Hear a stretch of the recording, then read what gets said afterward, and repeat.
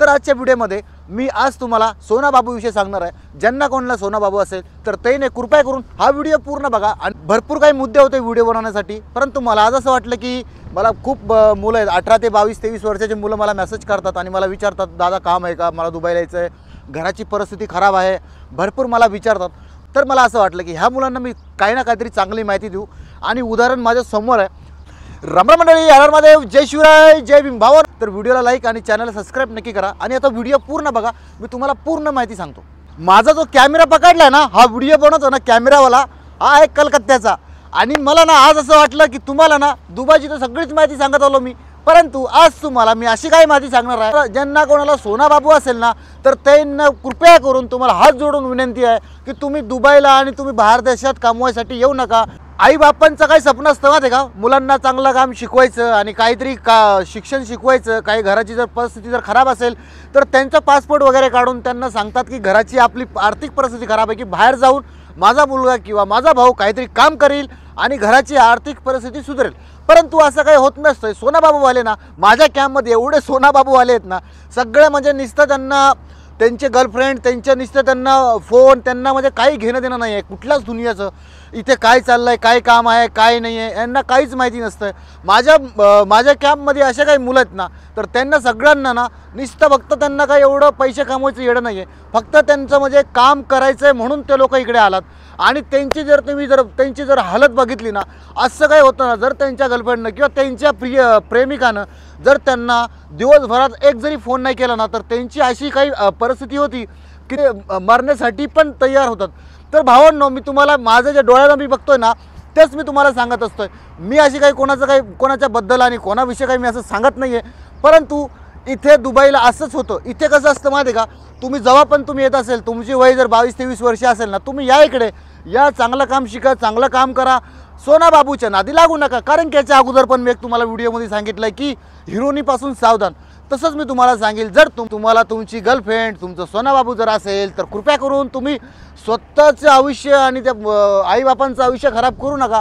कारण की तुमचे खूप स्वप्न असतात इकडे आल्यावरती, खूप स्वप्न बघून तुम्हाला इथे सोडलेलं असतं, कामासाठी इथे आणलेलं असतं।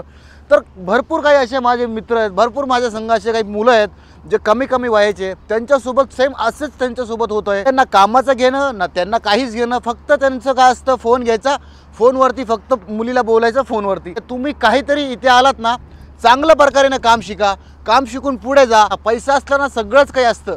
माझ्या जीवनामध्ये पण भरपूर काही असं प्रकरण झालेलं आहे, त्याच्यामुळेच मी तुम्हाला सांगतोय।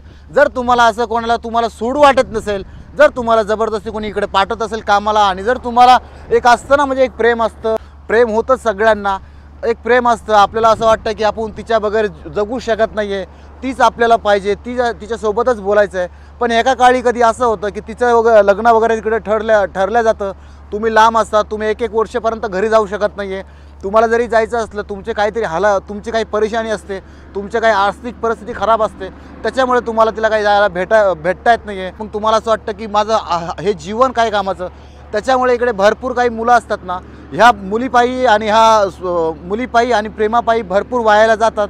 तुम्हाला कुण्या मुलीवरती प्रेम असेल आणि तुम्ही तिच्या बगैर जगू शकत नाही आहे, तर कृपया करून जबरदस्ती आणि तुम्ही दुबईला येऊ नका।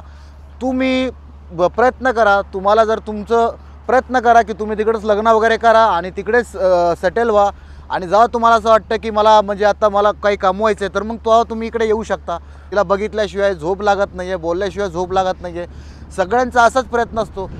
तुम्ही जर माझा व्हिडिओ बघत असेल ना, तर कृपया करून जर तुमचे मुलं जर असे असेल, त्यांचं एखाद्या मुलीवरती प्रेम असेल आणि ते एकूण एकाला सोडून जगू शकत नाही, तर कृपया करून त्यांना दुबईला किंवा बाहेरच्या देशामध्ये पाठवू नका।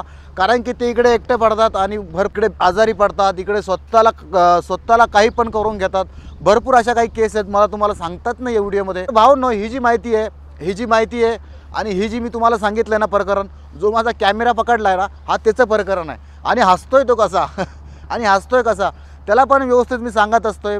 त्याच्यामुळे मी 3-4 दिवस व्हिडिओ नाही बनवू शकलो, कारण की टॅलेंट आहे माणसामध्ये, खूप टॅलेंटेड आहे। परंतु तेच सांगितलं मगाशीच, सोना बाबूच्या चक्करमध्ये आणि याच्यामध्ये सोन्या बाबूच्या चक्करमध्ये थोडा वाया गेलेला आहे। वाया नाही आहे, त्याला आम्ही सांगत असतो की तू घरी जा, आम्ही तुला तिकीटचे पैसे वगैरे देतो, घरी जा, तिला भेटून ये किंवा लग्न वगैरे करून ये, मी सांगतच असतो। तर बघू वाटत नाही काही काही गोष्टी, असं वाटतं की नाही म्हणजे हा जीवन नको होतं, असं जीवन नाही पाहिजे. जिच्यावरती प्रेम आहे, जिच्यासोबत आपल्याला राहायचं आहे, असं वाटतं की तिच्यासोबतच आपण राहायला पाहिजे. तर भरपूर प्रकरण असे आहेत, तर त्याच्यामुळे मी तुम्हाला त्याचाच उदाहरण घेऊन मी तुम्हाला सांगतोय. मला असं वाटतं की तुम्ही नको खराब व्हायला. तर भावांनो, जीवन आहे, जीवन असंच असतं, सगळं काही जीवनामध्ये मिळत नसतं. एक तर तण घ्या नाही तर धन घ्या. तर भावांनो, आजच्या व्हिडिओमध्ये एवढं सांगायचं होतं तुम्हाला मी. जर तुम्हाला माझं बोलणं आणि तुम्हाला माझं जर पटलं असेल तर भावांनो, कृपया करून चॅनलला सबस्क्राईब आणि व्हिडिओला लाईक नक्की करा. परत भेटू नवीन व्हिडिओमध्ये. तोपर्यंत जय हिंद, जय महाराष्ट्र, हर हर महादेव, जय शिवराय, जय शंभूराजे, जय भीम.